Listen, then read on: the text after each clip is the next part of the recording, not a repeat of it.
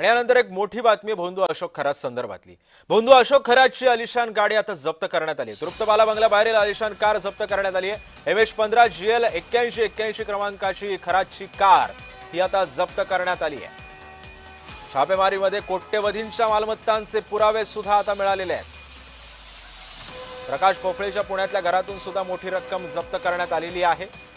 ईडीने खरातची 2,50,00,000ची बँकेतली रक्कम सुद्धा गोठवली आहे। खरातची एक मर्सिडीज बेन्झ गाडी सुद्धा पोलिसांनी जप्त केली। आणि या संदर्भामध्ये अधिक माहिती जाणून घेऊयात। माझे सहकारी किरण गोटूर सध्या आपल्या सोबत आहेत।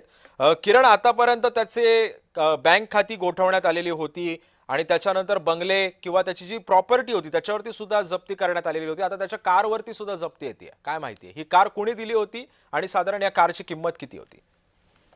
सिद्धेश, खरं तर ईडीने काल पासून जवळपास अशोक खरातचे जे अनेक ठिकाणी आहे तिथे छापामारी केली।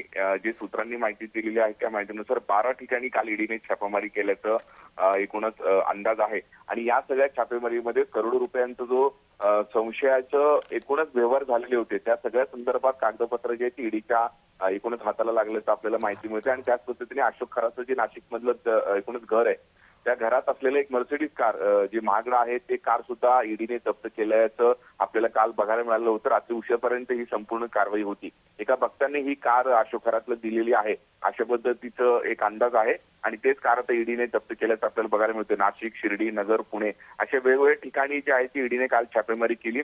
अनेक ठिकाणी अशोक खरातने मालमत्ता घेतलेले होते, अनेक ठिकाणी काही लोकांना पार्टनर सुद्धा केलेले होते।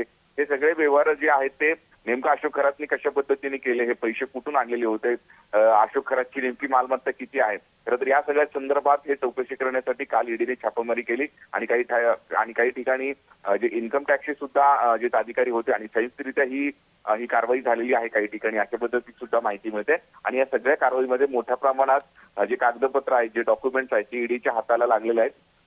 करोडो रुपयांचे जे व्यवहार आहेत त्या संदर्भात हे कागदपत्र ईडीच्या हाताला लागल्याचं सूत्रांनी माहिती दिलेली आहे। आज सुद्धा ही छापेमारी सुरू असेल अशा पद्धतीची माहिती आहे, कारण ईडीने मनी लॉन्ड्रिंग संदर्भात एक गुन्हा दाखल केलेला आहे आणि त्या अनुषंगाने ही सगळी कारवाई होताना आपल्याला बघायला मिळते। नक्कीच धन्यवाद किरण, तुम्ही दिलेल्या या सविस्तर माहितीबद्दल।